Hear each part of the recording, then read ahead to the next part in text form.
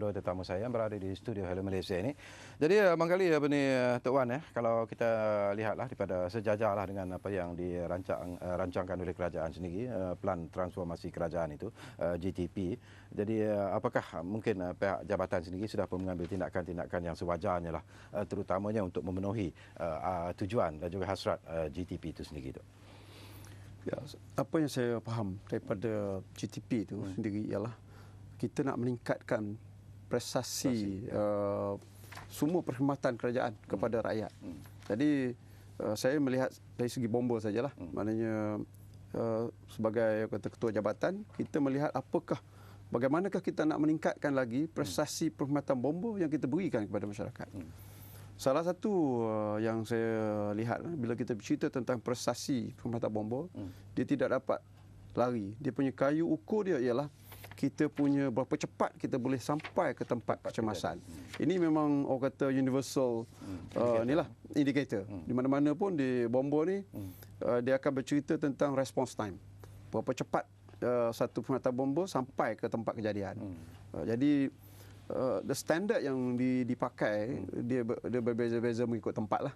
Tetapi kebanyakannya saya sentiasa menceritakan bahawa kita mengambil secara purata lah.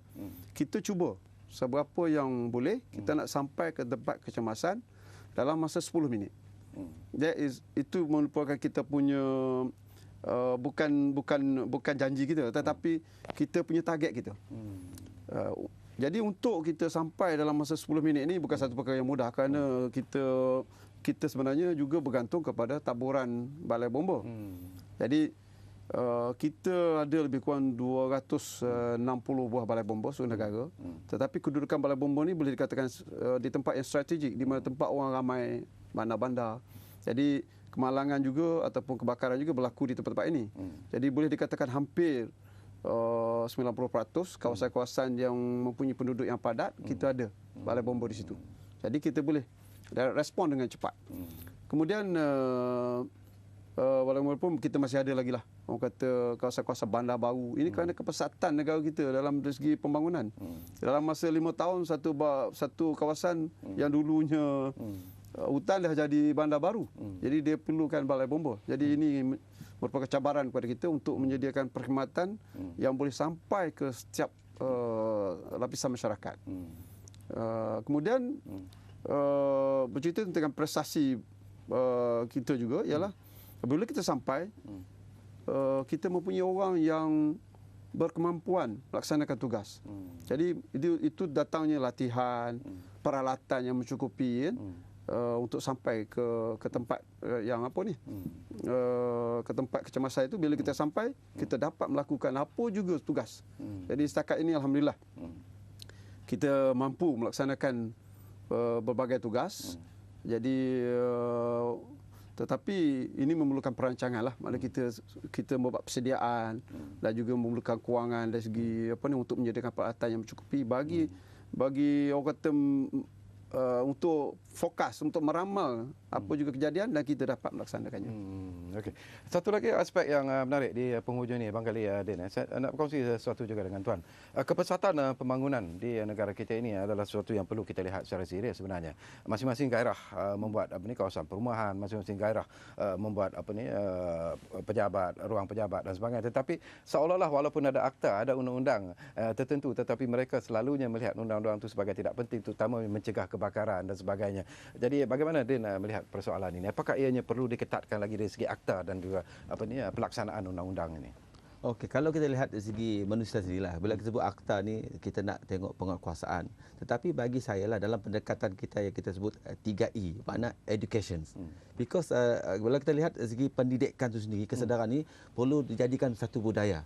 Sebab di negara-negara contohnya di New Zealand, di Australia, kita tengok sistem pendidikan mereka telah menerapkan bahawa budaya keselamatan adalah budaya yang penting. Contohnya dulu kita diajar kajian tempatan civic.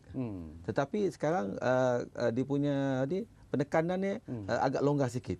Dan jadi kita terpaksa bila generasi yang wujud akan mengambil alih kepimpinan negara kita dalam tempoh 2-30 tahun adalah generasi sekarang ni. So sekarang kalau kita gagal mendidik mereka membudayakan keselamatan kebakaran, apa juga jenis-jenis tindakan-tindakan berbahaya boleh menjejaskan mereka.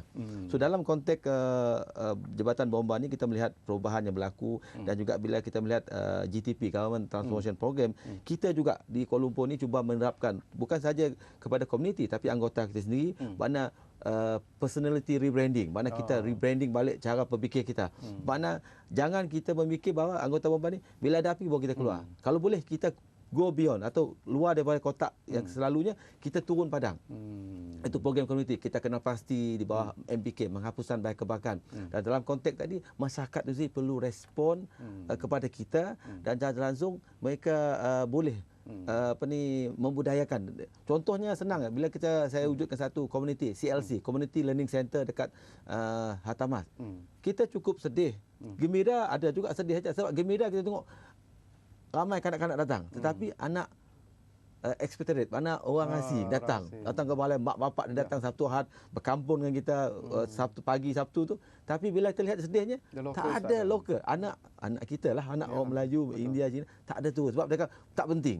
Wahal didikan kepada kanak-kanak umur 4, 5, 6 tahun ni penting untuk mereka menjadi satu generasi yang sedar bahawa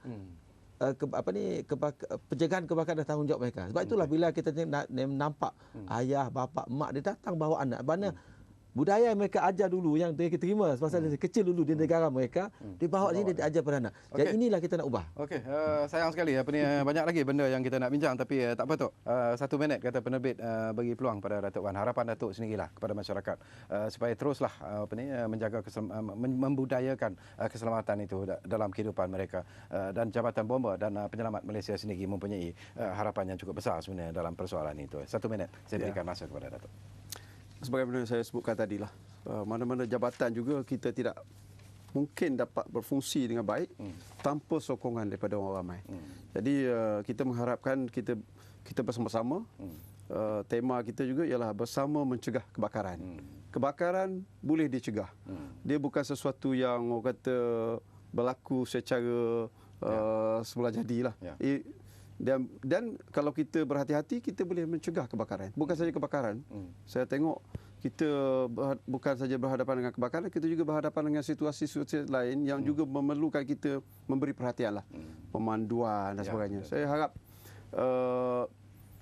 rakyat Malaysia ni menyedari perkara ini dan memberi perhatian serius tentang aspek keselamatan. Baik, terima kasih banyak-banyak kepada yang berbahagia, Datuk Wan Muhammad Noor, dan tentunya terima kasih kepada yang berbahagia Encik Khairuddin Rahman kerana sudi bersama kita di Hello Malaysia ini. Walaupun banyak lagi sebenarnya perkara yang boleh kita sembang-sembang bersama dengan kedua-dua tetamu saya tadi. Tapi tak apalah, insya-Allah mungkin di masa-masa yang akan datang kita akan menjemput lagi kedua-dua tetamu ini untuk bersama dengan kita, kerana soal apa yang disebut oleh kedua-dua tetamu tadi adalah satu aspek yang cukup penting sebenarnya. Menjaga keselamatan itu harus dibudayakan, dan kalau itulah budaya kita, saya pasti mungkin tak adalah terlalu teruk sangat kerja yang terpaksa dilakukan oleh Jabatan Bomba dan Penyelamat Malaysia dan lain-lain agensi keselamatan di negara kita ini. Baiklah, terima kasih atas tumpuan anda bersama kami di Hello Malaysia ini, dan seperti biasalah sebelum berpisah dari udara, salam hormat dari kami semua, dan seperti biasa jugalah ingat Hello Malaysia, ingat kami di Bernama TV, gerbang berita anda. Kita jumpa lagi insya-Allah. Assalamualaikum.